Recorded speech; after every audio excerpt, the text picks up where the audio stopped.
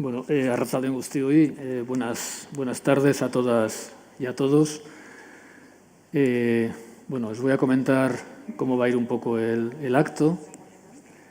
Empezaremos con una conversación con Henry De Luca, a partir de su último y más reciente libro, A tamaño natural, pero también a partir de ahí pues, conversaremos sobre algunas otras obras, sobre algunas de las preocupaciones que han construido su obra y también su vida. Dedicaremos en principio como unos 50-60 minutos a esa conversación. Abriremos luego un breve espacio por si alguna o alguno de ustedes quieren hacer alguna pregunta. Y por último, habrá posibilidad de que el señor De Luca pues, firme, en su caso, los libros que hayan podido adquirir, como digo, al final del acto. Como digo, la idea es tener una conversación y para mí no es sencillo por varias razones. En primer lugar, porque me he descubierto como algo que pensaba que no era, y es un fan. Yo nunca he considerado que tenía una relación de fan con nadie, con ninguna escritora, con ningún escritor, con ningún artista, a pesar de que admiro a muchas y a muchos. Pero con Henry De Luca me pasa que sí, que me descubro no solamente como un lector entusiasta de su trabajo, como un admirador de muchas de las cosas que hace en su vida, pero como un auténtico fan. Y eso hace que me sienta pues, un poco disminuido en esta conversación. Me aproximo a este acto, pues como decía Rudolf Otto, que se aproximaba alguien a lo santo, salvando todas las distancias entre lo santo y Henry De Luca, que tampoco son tantas. Me aproximo con temor y temblor.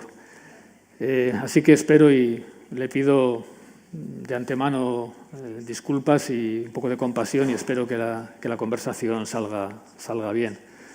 Empezaré con una pequeñísima reseña biográfica. Creo que es importante, seguramente muchas de ustedes, si están aquí es porque conocen la obra y también la vida de Henry De Luca. Creo que es importante porque una de las características de la obra de Henry De Luca es que con mucha naturalidad, con mucha facilidad, relaciona su propia vida con las narraciones que escribe y que publica, ¿no? Bueno, Henry De Luca nació en Nápoles, un 20 de mayo de 1950. En 1968 se traslada a Roma, donde se unió al movimiento político Lotta Continua. Ha sido muchas cosas. Ha sido trabajador en Fiat, ha sido albañil, ha sido conductor de camiones trasladando ayuda humanitaria a Bosnia, ha sido cooperante en Tanzania, alpinista, traductor, ha sido procesado por su defensa de los ambientalistas del Valle de Susa, es lector y, claro, es escritor. Es un escritor que, en mi opinión, ya es un clásico, uno de los grandes de la literatura mundial, a pesar de que él haya dicho en ocasiones que en esta actividad, en la actividad de escribir, se siente un intruso. Él ha dicho alguna vez que para él escribir es una fiesta, no un trabajo. Es autor de una amplia obra literaria y ha recibido por ella pues, premios tan prestigiosos como el Leteo, el France Culture, el Féminin étranger, el Petrarca o el Europeo de Literatura. Comentaba ahora con la representante de la editorial Seix Barral que es una suerte que su obra esté siendo recuperada por esta editorial, porque Henry De Luca empezó a publicar en España a partir del año 2000, bastantes años después de que empezara a publicar en Italia, y empezó a publicar con editoriales como Acal, con traducciones de César Palma, o Siruela, con traducciones de Carlos Gumpert, que es también quien está traduciendo ahora las obras que publica Seix Barral. Y como digo, esta editorial, Seix Barral, además de publicar sus libros más recientes, Los peces no cierran los ojos, El crimen del soldado, Historia de Irene, La palabra contraria, La natura expuesta, Imposible, y la que hoy presentamos, A tamaño natural, así como su poesía completa, porque hay que decir que Henry es también un poeta y un excelente poeta, pues Seix Barral ha recuperado también algunas de sus primeras obras, que estaban ya descatalogadas por las editoriales en las que empezaron a publicarse en este país. Obras como Aquí no, ahora no, Tú mío, esta fue editada por Muchnik, Montevideo, El contrario de uno, Tres caballos o El peso de la mariposa. Hablando de su producción literaria, habría que decir que Henry de Luca tiene también una vena que por ahora, y entre comillas, si me lo permite, conceptualizaré como religiosa. Luego lo matizaremos. Pero el resultado de esta vena es una fascinante serie de 7 libros, de los que los 2 primeros, publicados en español, fueron La urgencia de la libertad y En el nombre de la madre, y los siguientes por la editorial Sígueme, Hora prima, Penúltimas noticias acerca de Yeshua Jesús, Las santas del escándalo y Dijo, esta es con traducción de Luz Rubio Morán, y la última de ellas, Hueso de aceituna, traducida por Jorge Sanz Vila. Así dicho, y empezamos enseguida la conversación, podría parecer que hay mucha obra de Henry de Luca para elegir y que, por tanto, se podría empezar por cualquiera de ellas, pero ya les advierto que no es así. Todas esas obras son absolutamente recomendables. Creo que sería imposible decir, leyendo 1 o 2 o 3 o 5, ya has leído a Henry de Luca.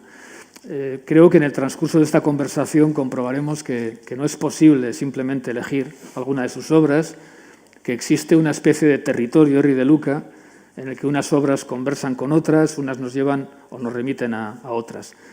Evidentemente, si no han empezado todavía, empiecen por alguna de ellas y seguro que empezarán a adentrarse en este territorio. A tamaño natural, la obra que presentamos hoy sería una buena opción para empezar. Está compuesta por 9 textos y un esclarecedor prefacio, y es un libro en el que aparecen, con mayor o menor amplitud, muchos de los temas que perimetran o configuran ese territorio narrativo de Henry de Luca. También es verdad que, de otro punto de vista, no sería una obra tan buena para empezar, básicamente porque el texto más amplio de los que se contienen en esta obra es una reescritura completa de El crimen del soldado, una obra publicada por Seix Barral en 2013, y cuando digo una reescritura completa me refiero a eso, a una reescritura completa.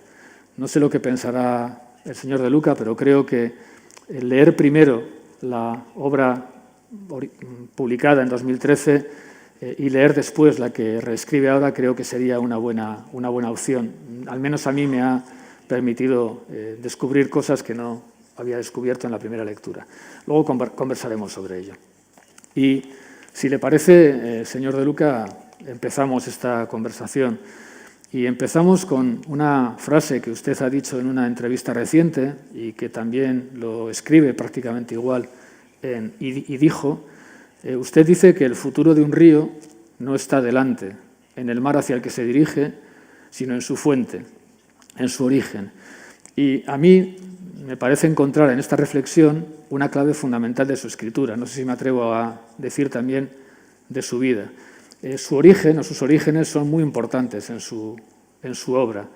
En primer lugar, su origen napolitano, reflejado con tanta sensibilidad en sus primeras novelas, ¿no?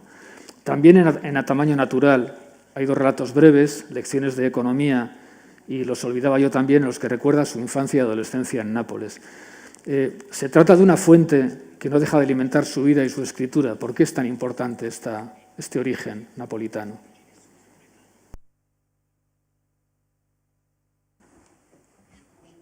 Muy bien, hablaré en italiano, me disculpo, no es por... Sé que no se debería hablar su propia lengua a casa de los demás, como si yo, pues me invitáis a comer y yo llevara espaguetis desde mi casa, pero no puedo expresarme correctamente en lengua castellana. Antes que nada, mi infancia yo la considero como una época enorme en la vida de una persona, en general. ¿Por qué? En la infancia, todas las posibilidades de la vida futura son abiertas. Ese niño, esa niña puede convertirse en cualquier persona. Y luego, creciendo, toda esta inmensidad se reduce cada vez más, hasta desembocar en una única identidad, en una única senda, en un único recorrido. Es lo que pasa a la base de una pared en el monte. una pared tiene una base muy amplia en el monte. Hay muchas posibilidades para escalarla y subir, llegar a la cumbre. Conforme nos acercamos a la cumbre, las vías se hacen más estrechas. Encontramos una sola posibilidad para alcanzar el punto álgido de la montaña. Así que yo considero la infancia un territorio enorme. La infancia es un territorio muy grande, no mi escritura. Tú me has imaginado como un territorio, pero yo no me veo tanto en este espacio tal como lo has definido, ¿no? Como un territorio. La infancia sí es este territorio majestuoso, inmenso, donde las impresiones, donde las historias que se escuchan, que se reciben, tienen una expresión interior, se transfieren dentro del niño y se abren como manantial de conocimiento. Yo crecí en una ciudad, Nápoles, que justo antes de mi nacimiento tuvo el mayor número de bombardeos aéreos de todas las ciudades italianas, en Nápoles. Y todas estas historias que se contaban las mujeres, porque los hombres se quedaban callados, los hombres estaban calladitos porque o bien estaban combatiendo y eran cómplices de los peores verdugos de la historia de la humanidad, o bien eran prisioneros, o bien se habían quedado escondidos. Entonces los hombres preferían callarse. Las mujeres, que en cambio habían padecido la guerra en las casas y habían aguantado, habían resistido al frente interior de las ciudades, pues las mujeres contaban historias. Eran historias trágicas, pero siempre estas historias trágicas tenían un lado cómico, una vertiente cómica. Siempre la tragedia tenía que verse sometida a un ímpetu de comicidad. Y cuando yo escuchaba desde otra habitación, porque yo no estaba ahí con ellas, ¿no? Los niños no estábamos con ellas, porque si no hubieran tenido que callarse y censurar esas historias. Entonces, cuando yo de repente escuchaba esas carcajadas, entonces yo tenía una especie de escalofríos. No podía entender cómo podían transformar de repente ese drama en una farsa. Pero así era. Y solo después entendí que esas carcajadas eran el origen de la tragedia, de la dimensión trágica, y permitía a esa historia ser contada una vez más. Contada infinitas veces. No era solo una anécdota, una historia pesada como un recuerdo pesado que grababa en las heridas, sino que se deslizaba de forma cómica sobre el camino, sobre el recorrido. Pongo un ejemplo. Mi madre, en ese verano del año 43, donde se concentraron los bombardeos en Nápoles, bombardeos que ocurrían en plena luz del día, pero la sirena, la alarma, sonaba por la noche, entonces íbamos a la cama con zapatos listos para escaparnos hacia el refugio. Había que bajar, cruzar la calle, cruzar la plaza, había que correr. Y mi madre era la primera, la más rápida. Cada uno tenía que coger algo para salvar al refugio. Y ella era la más rápida. Y cuando empezaba a correr por la escalera, la madre decía, en dialecto napolitano, «Prendi posti buoni», coge las mejores plazas. Porque al llegar al refugio, pues ellos cogían las plazas, las mejores plazas y sitios para los que llegarían después. En cambio, mi abuela no se quería mover de su casa. Era muy fatalista, ella no quería saber nada y decía, idos, ya voy, ya iré. Todos estos tipos de historia, la alarma aérea, el sonido de la alarma aérea, puede que lo conocéis ya, ¿no? Lo habéis escuchado de la tele. Los que no tienen edad, ¿no? Que no han podido escucharlo directamente, el sonido de la alarma aérea es un sonido que es muy similar al sonido de la sirena de fin de alarma. Entonces, ¿qué pasaba? Que algunas personas,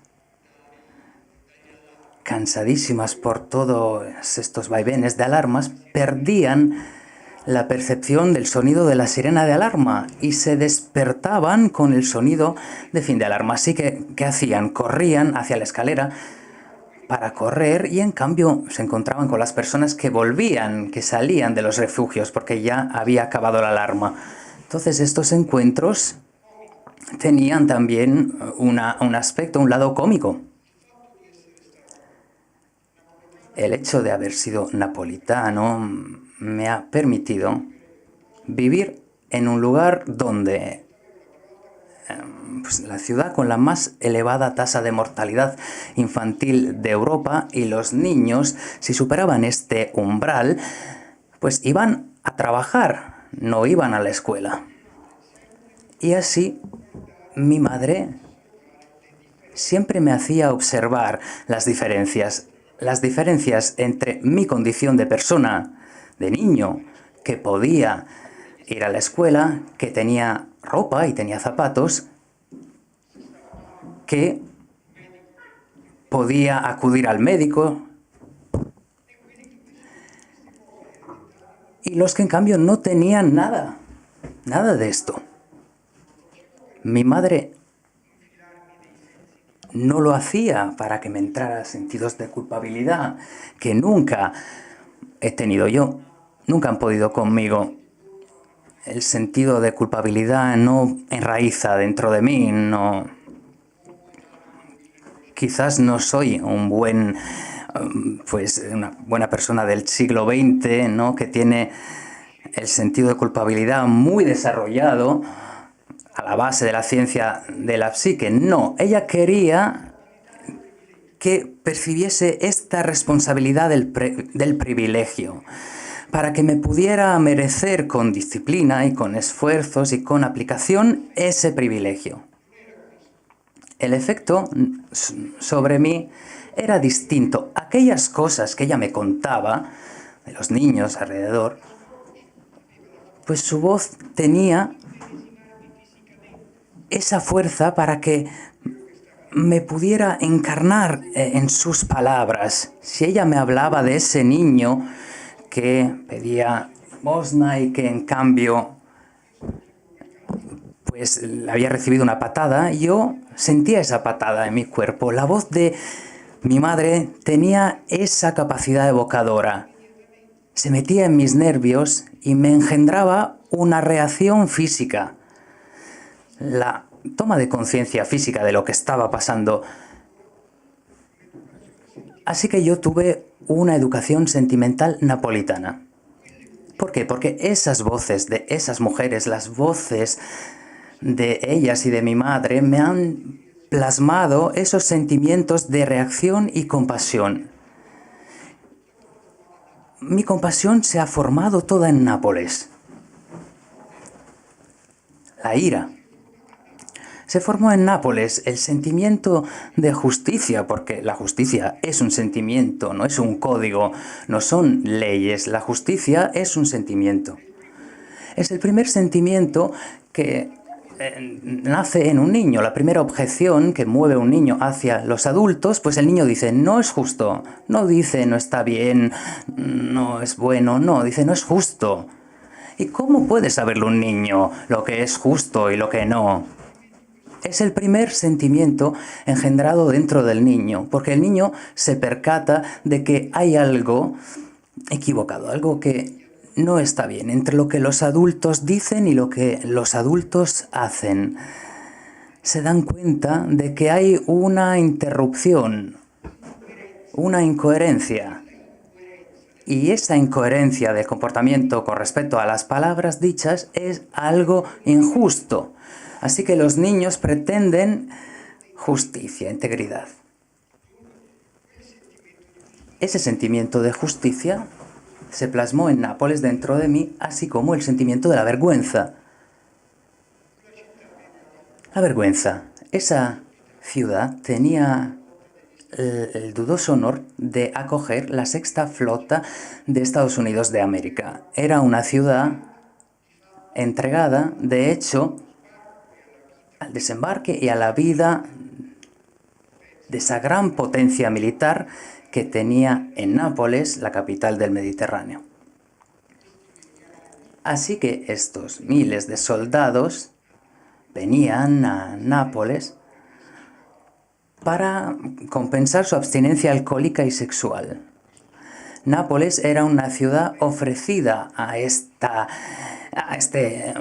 respecto. Si ellos cometían un delito en el terreno napolitano, ellos respondían a la ley de su país, no a la fiscalía italiana, sino a la militar americana.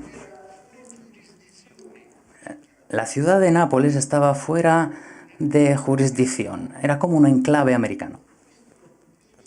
Y este sentimiento de vergüenza, yo lo probé en esos momentos y en esos lugares, en esas circunstancias.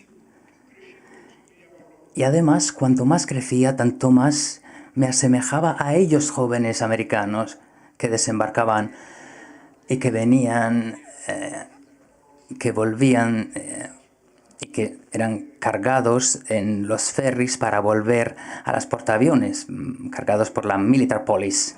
Porque yo tengo una abuela americana, una abuela que nació en Estados Unidos, se casó con un napolitano, y se quedó en Nápoles durante toda su vida y llamó a los hijos con nombres americanos, y mi nombre es el nombre de mi tío, Harry, sin H's ni Y's, así que yo lo he reducido a ¿no? Y me llamo Harry, este nombre que no existe en el calendario, y es el nombre que tengo. Una larga respuesta a tu pregunta, ¿no? Para decir qué tiene que ver la infancia en Nápoles. Respuesta que de alguna manera nos indica eso que decía, ¿no? De que realmente tirar de una reflexión, una sola reflexión de Harry, significa ir sacando como unas cerezas que se van encadenando y es imposible quedarse con alguna. Hay dos cuestiones de las que ha planteado en la respuesta que me gustaría retomar. Una de ellas es la cuestión del papel de las mujeres en su obra. Yo creo que las mujeres tienen un papel muy importante en su obra. Está Irene, por supuesto, esa fascinante niña que vive sola en una isla, que tiene los ojos redondos de los peces y una relación muy especial con el mar y con los delfines, en Historia de Irene. Está esa otra chica sin nombre, de los peces no cierran los ojos. Está, por supuesto, Miriam María, en el nombre de la madre, las santas del escándalo. Y A tamaño natural, que es un texto en el que los nudos son fundamentales, los nudos que anudan y desanudan relaciones entre padres e hijos, entre madres e hijas, entre compañeras y compañeros. También hay dos textos en los que hay mujeres que los protagonizan. Uno es Gracias, que es un texto más breve, y luego está El crimen del soldado, esa reescritura a la que me refería antes. Y cuando he leído el libro me da la impresión de que cuando los anudamientos de la vida, cuando los nudos de la vida anudan a varones, anudan a hombres, suelen tener un desenlace complicado, complejo, a veces dramático. Pero cuando esos nudos están relacionados con mujeres, pasan otras cosas, ¿no? Me da la impresión de que cuando en los anudamientos participan mujeres, estos nudos se resuelven de forma distinta cuando los implicados son hombres. Hay una cierta forma de resolver esos anudamientos como más abierta a la vida, más abierta a su prolongación. Lo recordaba un poco cuando decía ahora de cómo las mujeres en Nápoles incorporaban ese humor en situaciones tan dramáticas, ¿no? ¿No le parece a usted que cuando las mujeres participan de estas relaciones anudadas en su libro, las salidas son distintas? Y, por ejemplo, en el caso de la reescritura del Crimen del Soldado, que no diremos nada más para no hacer spoilers, pero ciertamente la reescritura que hace es una reescritura donde abre un horizonte de salida que no aparecía en la escritura original. Las mujeres son como muy relevantes en sus historias, me parece a mí, y abren expectativas que no dibujan los varones.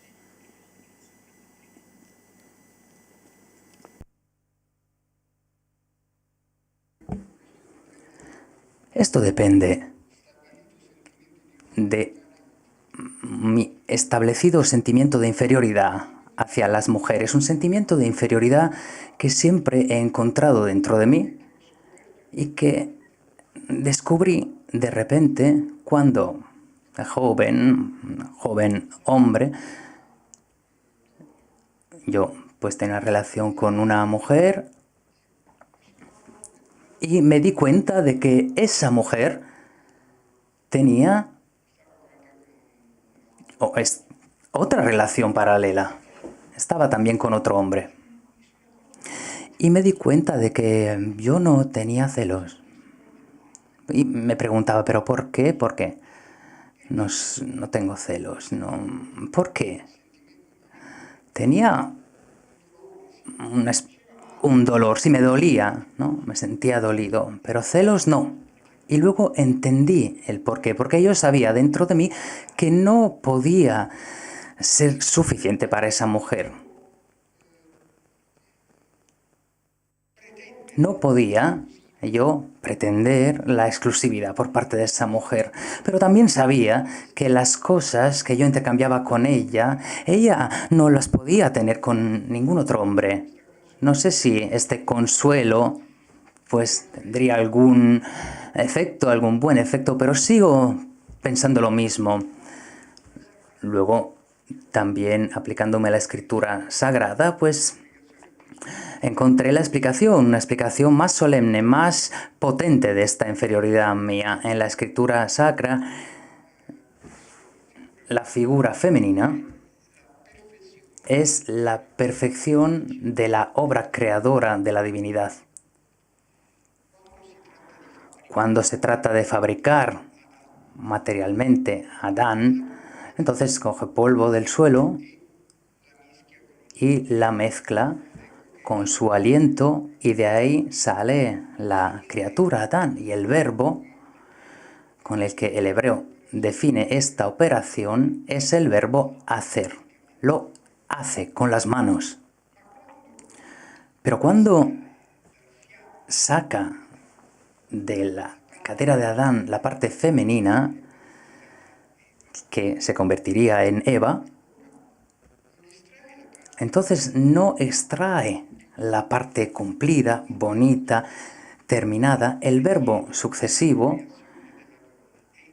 que alude a la creación de la mujer es el verbo construir. La construye, la plasma, extrae, por lo tanto, un producto semi-trabajado del cuerpo masculino y lo transforma en la perfección del cuerpo femenino.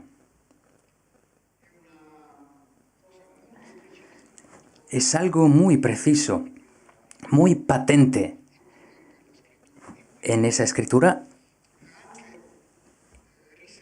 Y esto me ha hecho remontar a una falsificación de la escritura sagrada, Sacra Escritura, con respecto al cuerpo femenino. Cuando leemos que esa pareja, la prohibición del conocimiento, de coger el fruto del conocimiento del árbol del bien y del mal, pues se puede leer que la divinidad condena a la mujer al dolor.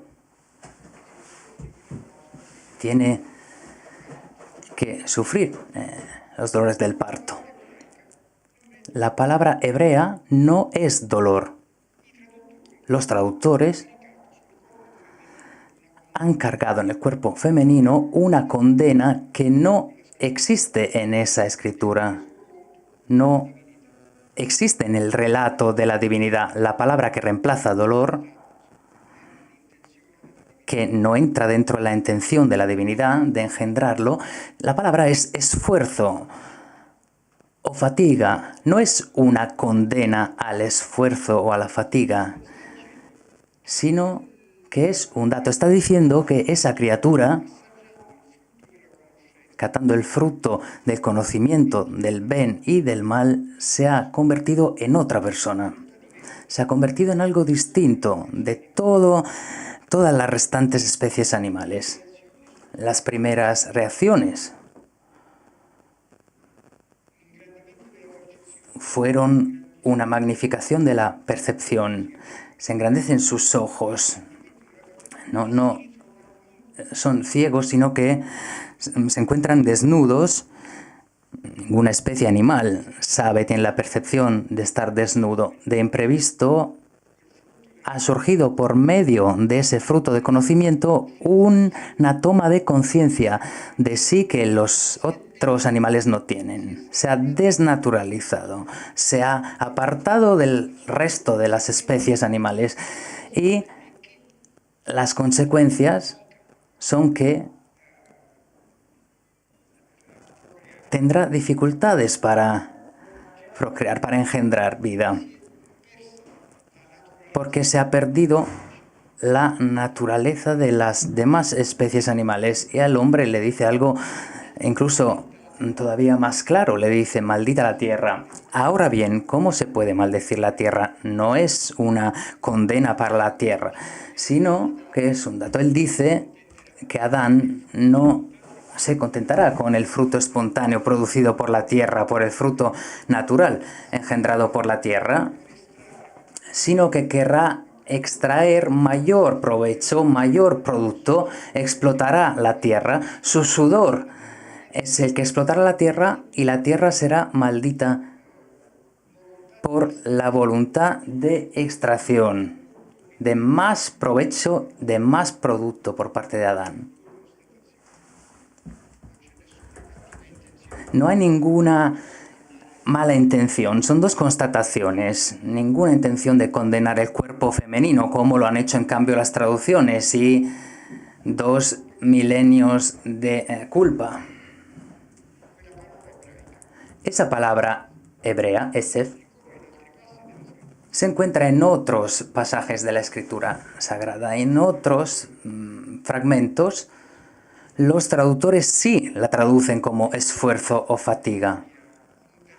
No es una interpretación mía. Es simplemente la traducción de esa palabra, y solo ahí, en ese fragmento decisivo, donde incluso la divinidad está pronunciando esas palabras, pues allí aparece esa condena abusiva del cuerpo femenino. Y en esta condena estriba la sumisión, el sentido de culpabilidad, la culpa del cuerpo femenino. A veces las manipulaciones de los textos tienen surten efectos catastróficos, desastrosos. Queda claro que esto depende del hecho de que los traductores eran todos hombres.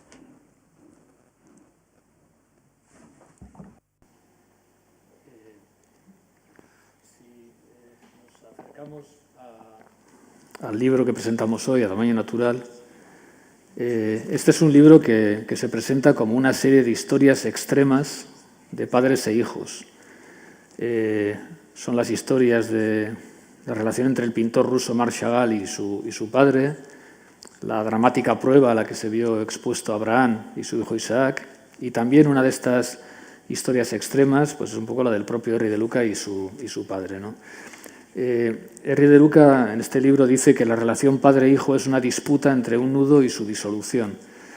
Pero hay algo que es curioso en el libro, ¿no? Porque es un libro sobre las relaciones entre padres e hijos que está escrito por un hijo que no ha sido padre y que termina con la historia de un padre que no tuvo hijos.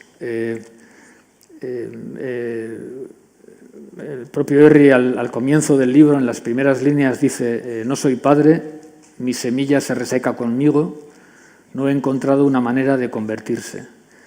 Y es un libro que termina recordando una historia, la historia de Janusz Korczak, que era director del orfanato judío de Varsovia, que fue asesinado en Treblinka junto con los niños y los empleados del orfanato, ¿no? Y escribe en el párrafo final de la obra Henry de Luca: nadie lo llamó nunca papá, actuó como padre, aunque no lo fuera.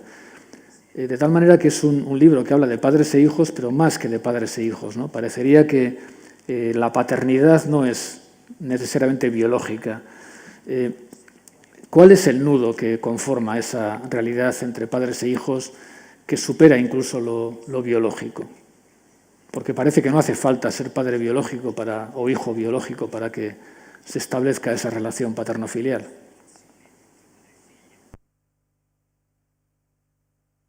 En el caso de Janusz Korczak, que luchó mucho por su orfanato en el gueto de Varsovia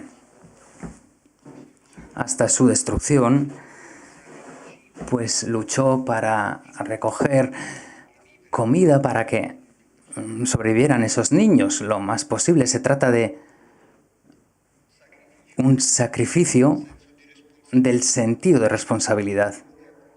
Él quiere acompañar a esos niños, desea, porque podía salvarse, pero él quiere acompañar a esos niños que salen en filas de 5, cogidos de la mano, y se van a la Unschakplatz, que era el lugar donde se concentraban las personas para subirse a los vagones, y se sube a esos coches con ellos, para estar con ellos hasta el final. Y es un acto de paternidad subrogada.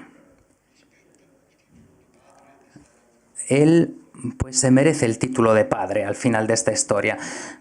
Pero la historia más extrema entre padres e hijos es la historia paterno-filial de Abraham e Isaac, el único hijo de su mujer Sara, de su legítima mujer Sara, el único hijo, Isaac, pues piden el sacrificio.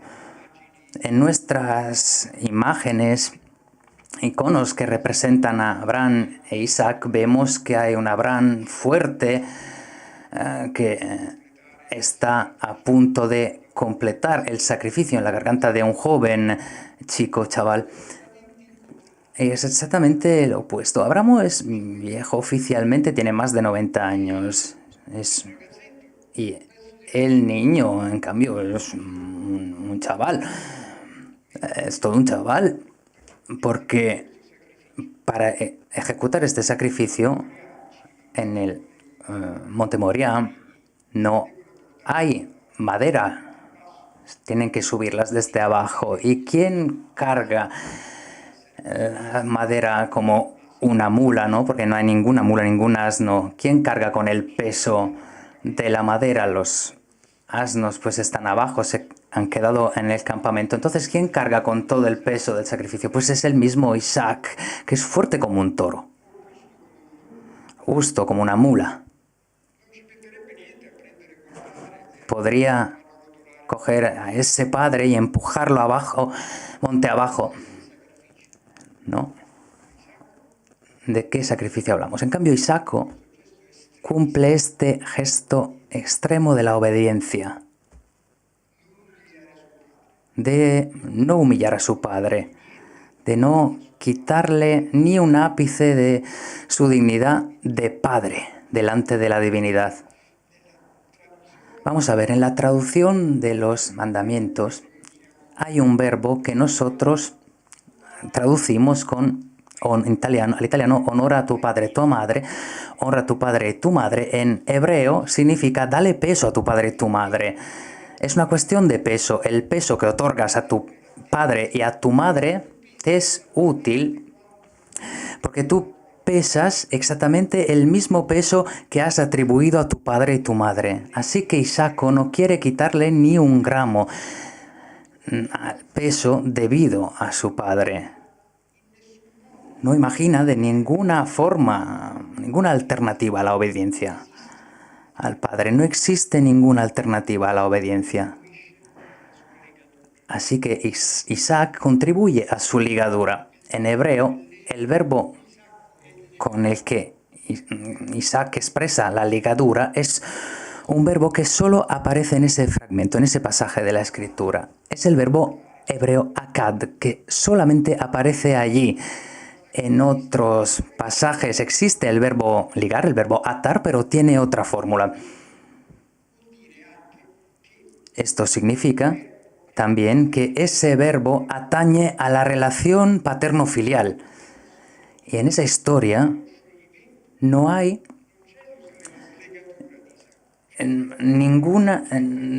no se desata en la historia de Isaac, ¿no? El verbo desatar no existe. Existe el verbo atar, ligar, así que él se queda atado. Incluso cuando baja de la cumbre del monte, vivo, no hubo ningún sacrificio. Nosotros hablamos de sacrificio de Isaac, pero los hebreos lo llaman la ligadura de Isaac. Y esa ligadura no se ha desatado y no va a desatarse. Ese para mí es el símbolo de la relación entre padre e hijo. Es un nudo que sí se puede aflojar, pero que no se puede ni cortar ni desgarrar. Incluso cuando ya no existe ni el padre ni el hijo, ese nudo permanece entre ellos. Así que lo he puesto al comienzo de esta historia, junto con el cuento de un dibujo, de un cuadro de Marc Chagall, que es mi pintor favorito. Ese cuadro yo lo encontré en un museo, en el Museo de Arte e Historia del Hebraísmo, porque me habían invitado en este museo a elegir una de las obras ahí presentes y a escribir para ellos. Entonces yo me encontré con este cuadro, Chagall y su padre juntos en esa pintura, y es un cuadro a tamaño natural. Chagall dibuja y pinta a su padre a tamaño natural, en escala 1:1. Y lo dibuja no porque lo tiene delante, porque él están lejos, él está en París, y el padre en Vitek, entonces lo reconstruye desde la distancia. Y tiene que enfrentarse a este vendedor de arenques que olía a pescado y que plasmó su carácter, su educación, le dio todo lo que podía darle. Él era el primer hijo de una familia numerosa y de un padre relativamente pobre. Vendedor de arenques, él vendía arenques en el mercado de la ciudad. Necesitaba ese hijo para que le ayudara, para que siguiera con el negocio y con el trabajo. Él lo traiciona, lo abandona. Se va a San Petersburgo para aprender a ser pintor, y el padre se lo permite, le permite ese engaño, esa traición. De ahí que en París, donde se está convirtiendo en un verdadero pintor, un pintor en la ciudad de los pintores, tal como era el París de esos años, los años antes de la guerra, y ahí una noche él decide enfrentarse a su padre. Y la cosa más conmovedora de ese cuadro, de esa pintura, es ese galán, ese impermeable de su padre. Hay una especie de barniz brillante y es la salmuera. La salmuera pegada a la ropa, a las prendas negras de su padre. La salmuera de su mercancía, ¿no? De sus peces. Él recupera ese color y también ese olor de su padre, ese olor a salmuera del que se había desmarcado. Y ese cuadro, esa historia difícil de intentos de enfrentamiento no se pueden pues compensar una situación tan dispar, entonces ese cuadro me empujó a hablar de esta historia. Entonces hace poco supe que ese cuadro del padre de Chagall estaba en depósito en el museo y ahora ya no se encuentra ahí. Los herederos decidieron vender la pintura. Así que fue toda una suerte la mía poderlo encontrar ahí y escribir de él. Una pregunta que yo plantearía a herederos. ¿Qué podéis comprar? ¿Algo mejor quizás con la venta del cuadro? ¿Qué podéis comprar que sea mejor? Como podemos comprobar, Herri sobre todo es un narrador. Él dice que es un espigador de historias. Suele decir en las entrevistas que él no inventa, que básicamente recoge. Pero realmente cuando leemos sus relatos y cuando lo escuchamos vemos que hay, bueno, que es un obrero de la narración. Yo creo que tiene una enorme capacidad. No solamente recoge y espiga, sino que lo trabaja, ¿no? En algún lugar he leído que escribe a mano y que escribe hasta 3 veces los textos hasta que está convencido de ello, con lo cual yo creo que es un gran elaborador de historias, ¿no?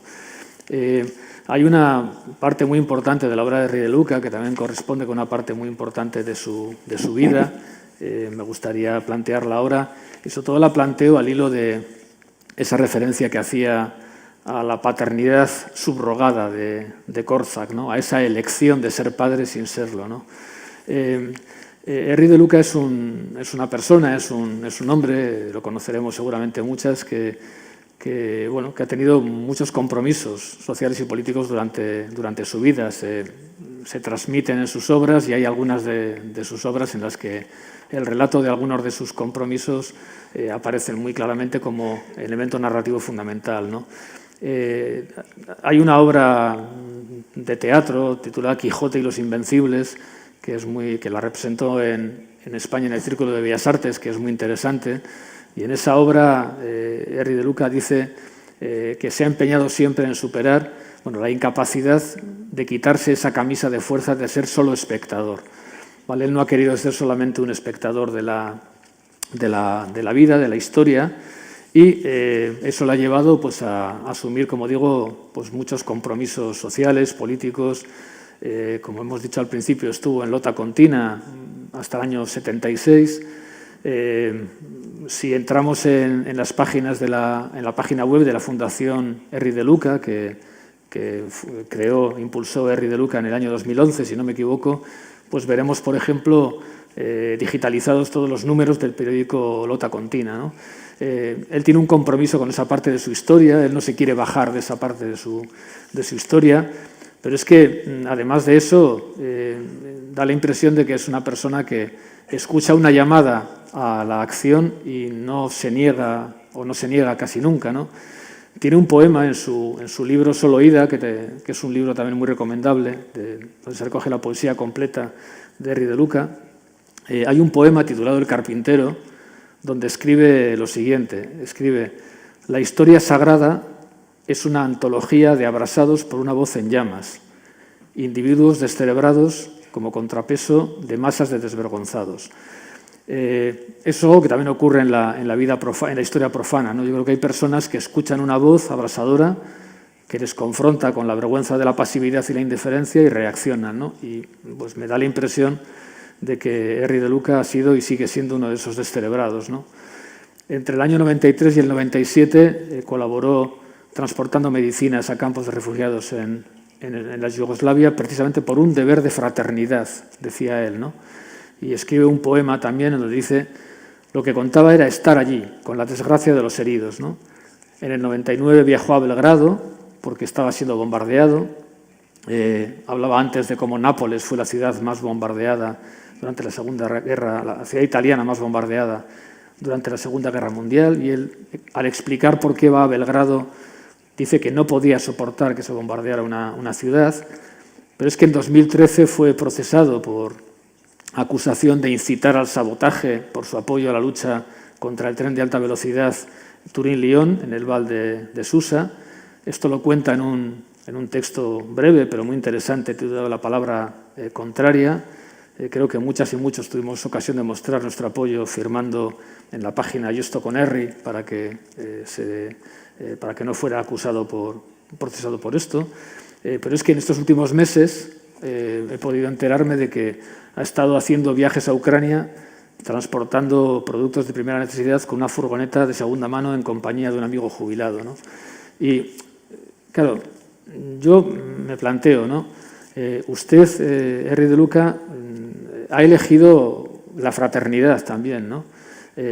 Una fraternidad subrogada, si queremos, una fraternidad no obligada, una fraternidad a la que se obliga usted mismo. Hay un relato precioso de Henry de Luca, titulado La falda azul. También hay una mujer, una joven que lo protagoniza. Pertenece a uno de sus libros del 2003, El contrario de uno. En este relato hay una joven colegiala, falda azul, camisa blanca, medias, uniforme de colegio privado, que se acerca cada tarde al local donde un militante de izquierda imprime con ciclóstil, eso que aquí llamábamos las vietnamitas, los boletines de su organización.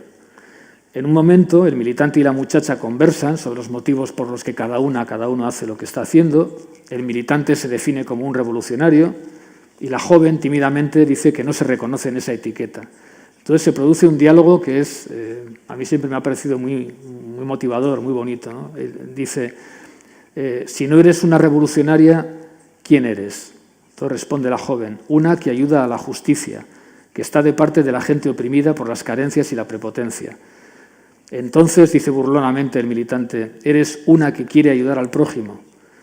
Y responde la joven, pero es que tú no querrías ser por una vez el prójimo para alguien.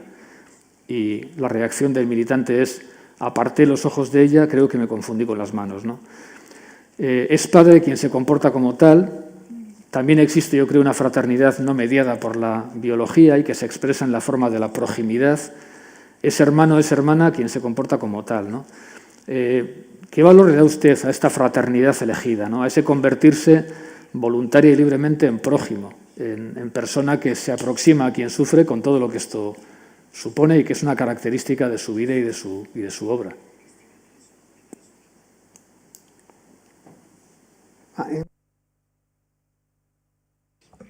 Antes que nada, esa expresión, ama a tu prójimo como a ti mismo, que es una expresión muy nota del Evangelio,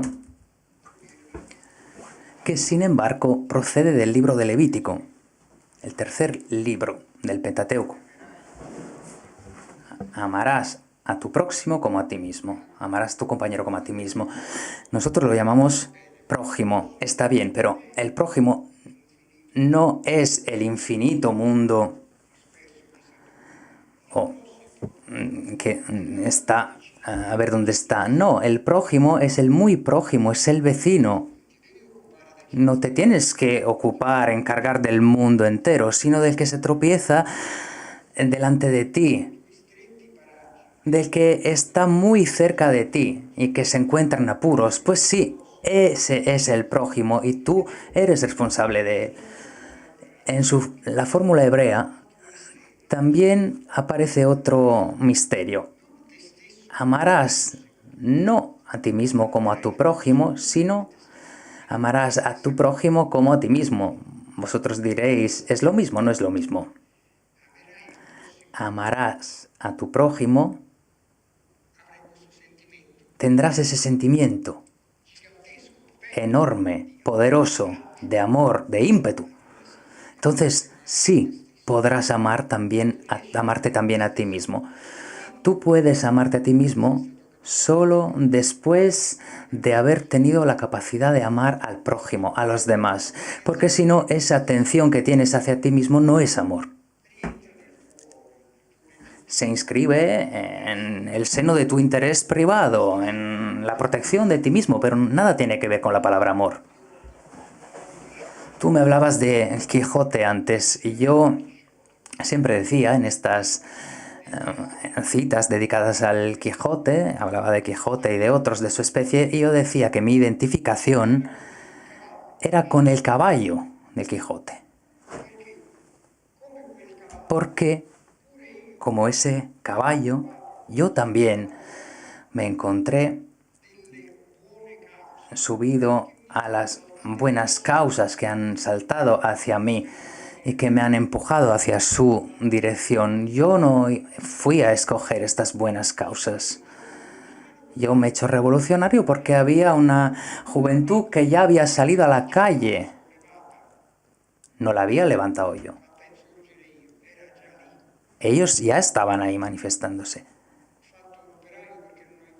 Yo he sido obrero porque no tenía otra alternativa para ganarme la vida. Fui a Bosnia porque había vuelto la guerra a Europa. Y Europa dejaba que se pudriese. Y alrededor seguía su vida. Y luego me fui a Belgrado porque soy de Nápoles y entiendo muy bien las ciudades bombardeadas. Soy de una ciudad donde los bombardeos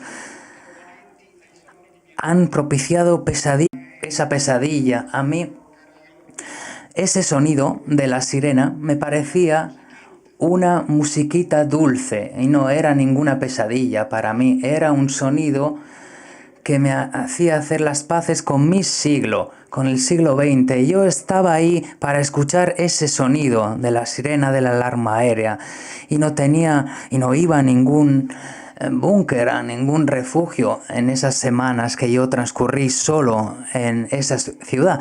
Y yo estaba solo, no defendía ninguna causa, la causa de nadie. Solo defendía mi imposibilidad de estar de la parte de los que bombardeaban las ciudades. En la televisión italiana salían los aviones de la base de Aviano con el beneplácito de todas las fuentes de información y las familias iban a hacer picnics.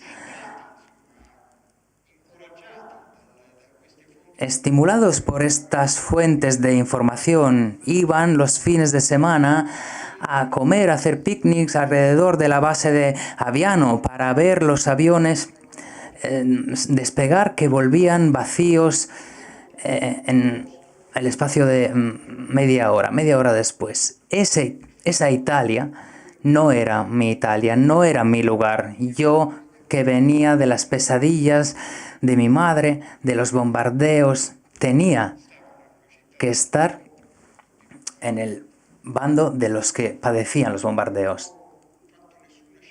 Así que no operé ninguna elección. Me han cabalgado las historias más grandes que yo. Se han servido de lo que encontraban, del personal que estaba ahí a disposición.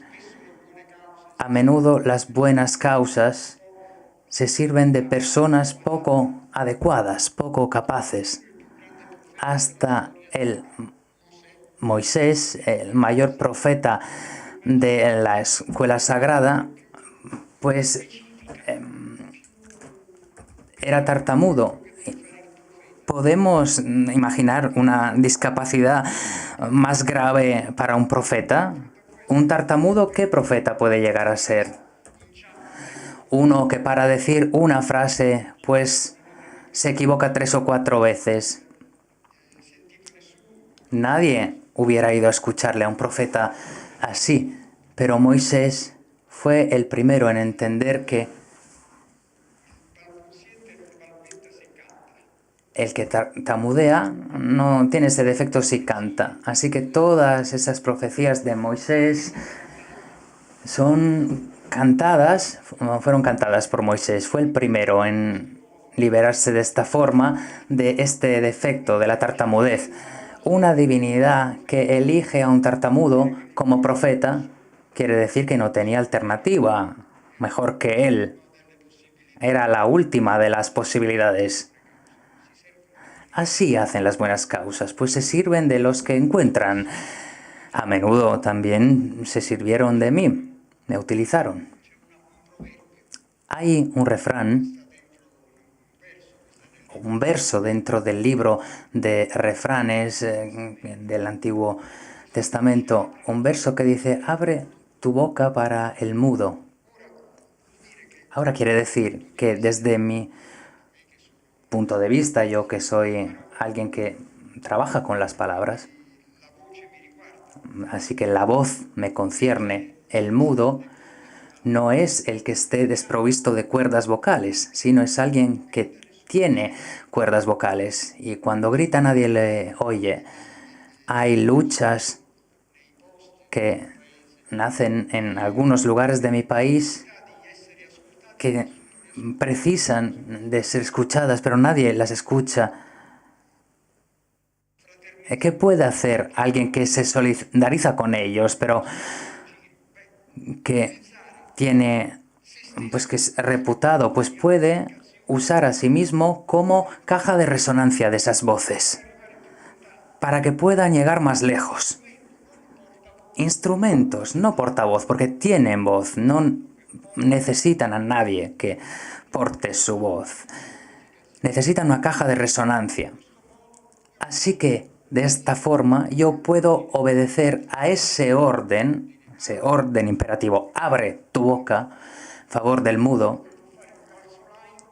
Y un pueblo que puede ser zapatero, si además de hacer bien sus zapatos quiere hacer algo más, pues puede hacer algo más.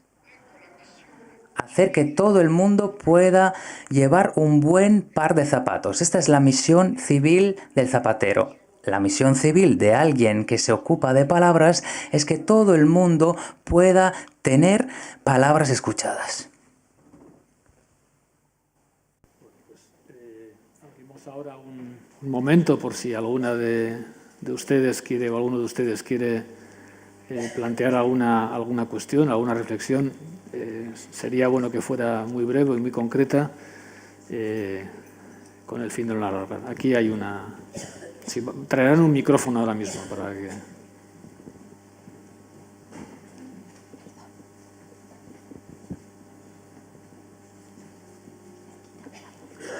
Sí, él ha dicho que fue escogido. ¿Por quién se siente escogido? No. Cerrado, me han aferrado, me han agarrado como el caballo de Quijote. El caballo de Quijote no eligió nada. Entonces, opla, le pusieron una silla y le mandaron a luchar contra las dianas elegidas por su caballero.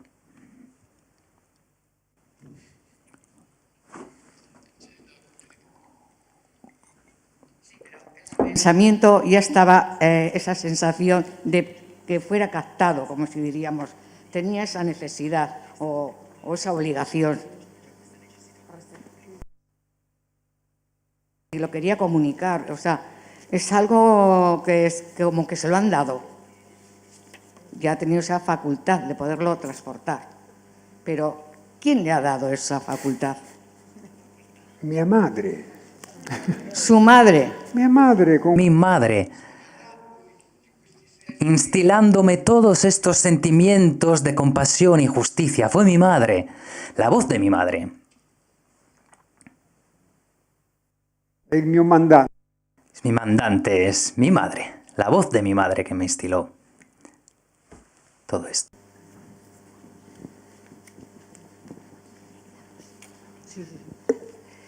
Buenas tardes.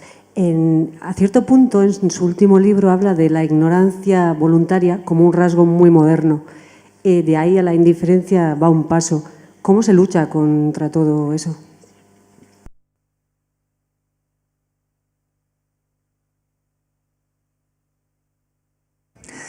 Indiferencia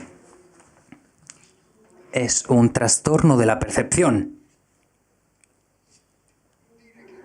Quiere decir que no se pueden reconocer las diferencias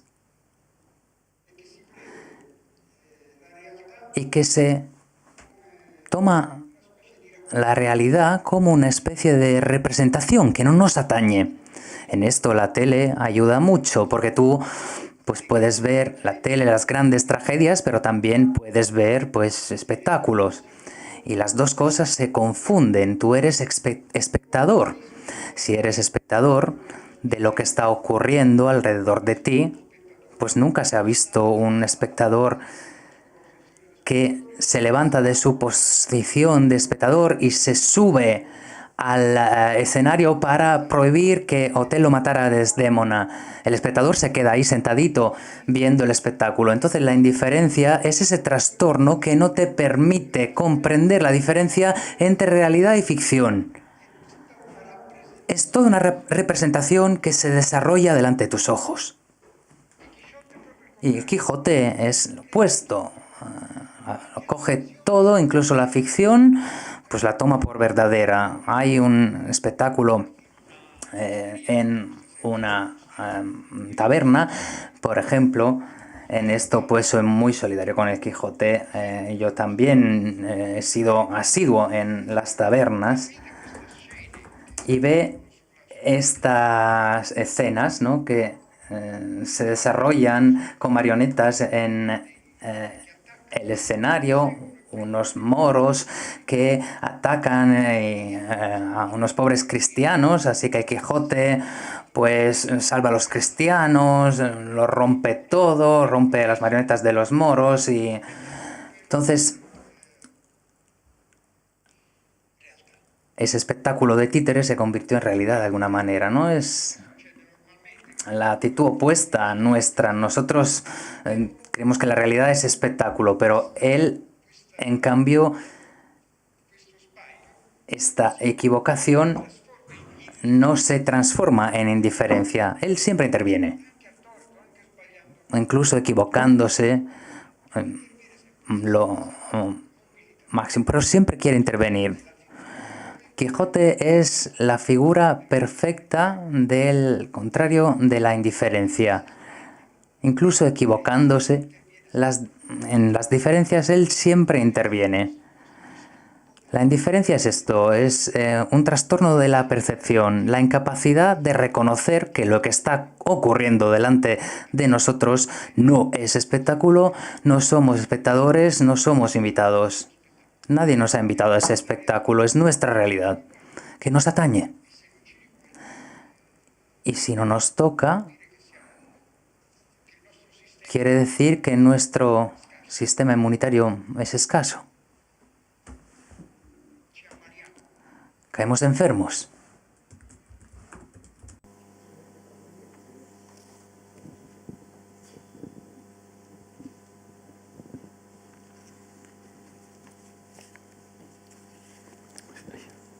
Eccolo giù.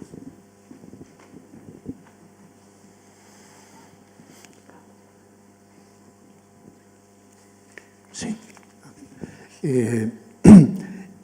Si no te he entendido mal, la posibilidad de amarnos a nosotros mismos tiene como condición el amar a nuestro prójimo, al que está al lado, ¿no?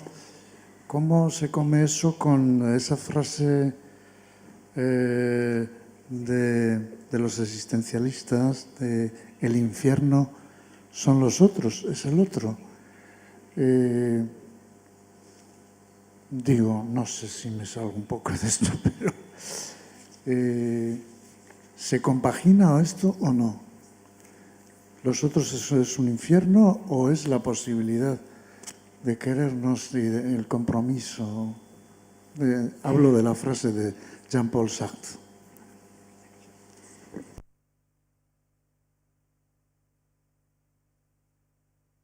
Los demás son el infierno, nosotros somos los habitantes, los residentes. No, los demás no son el infierno, no. La cuestión atañe a este sentimiento del amor.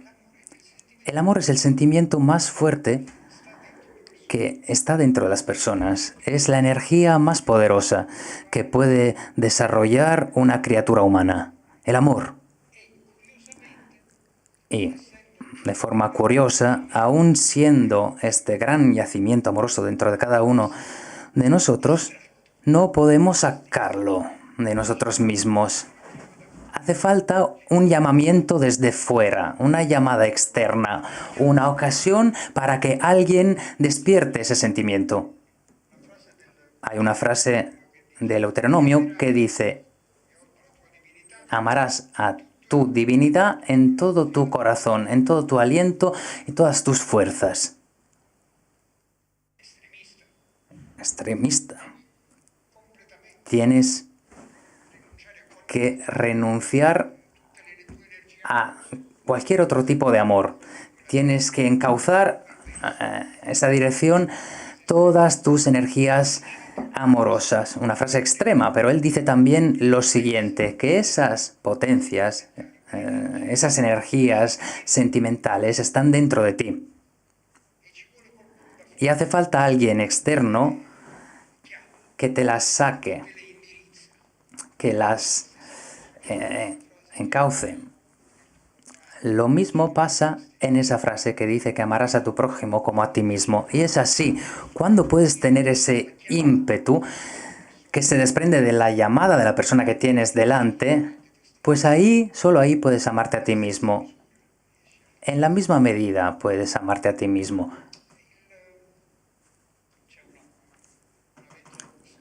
Hay una vieja historia que conoceréis muy probablemente, no sé si hace falta decirla.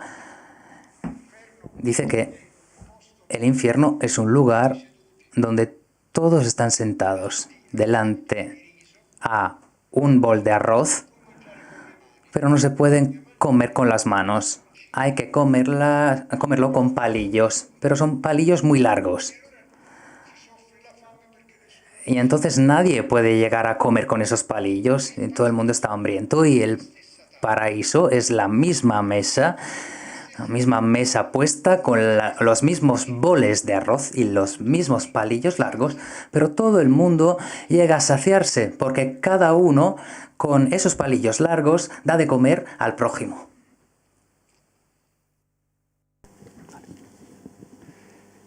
¿Cómo descubre el judaísmo y empieza a estudiar el hebreo?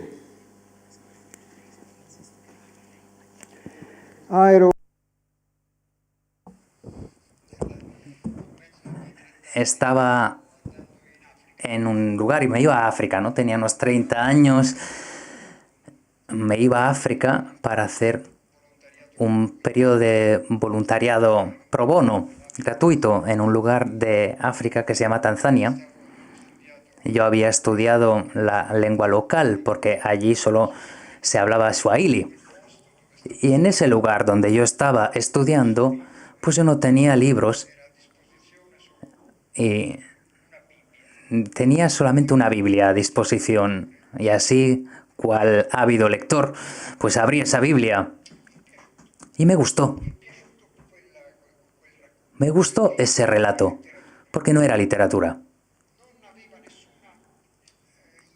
No tenía ninguna ínfula de literatura o de embaucar al lector o de hacerlo ensimismar en ningún personaje. Era la historia de una divinidad que le hablaba a un grupo de personas establecido, separado de los demás, no elegido, no en la primera fórmula del verbo es separar, separación, ¿no? Él había separado a ese grupo de personas. Así que esa historia, que no era literatura y que se había ocupado de transportar el monoteísmo hacia nuestra civilización mediterránea, convirtiéndola en la única fórmula religiosa con respecto a los politeísmos anterior, había tenido la fuerza de arrebatar a todos los politeísmos, haciéndolos convertir en leyendas o mitos. Y yo supe que esa historia había sido escrita por primera vez en hebreo antiguo.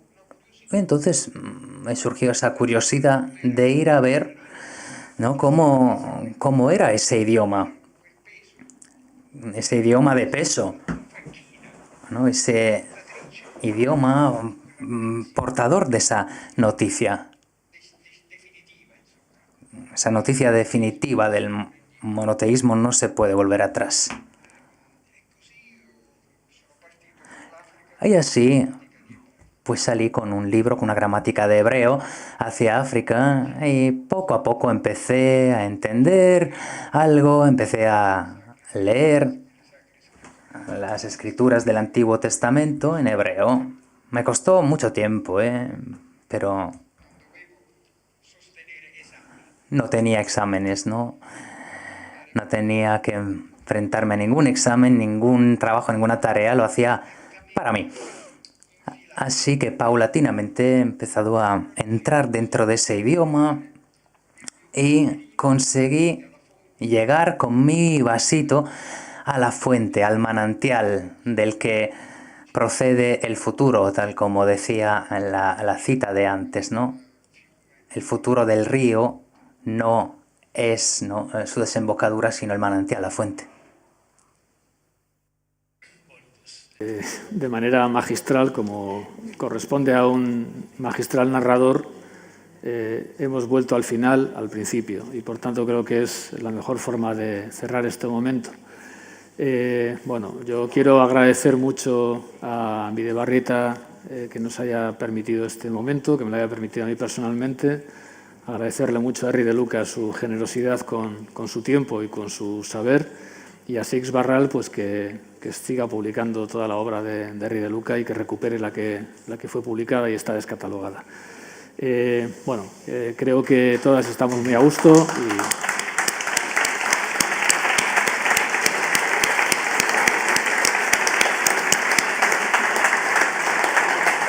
Gracias. Muchas gracias. muchas gracias. Y lo dicho, si alguien quiere ahora acercarse para que pueda firmar el libro, pues pondrán una mesita aquí y lo podremos hacer.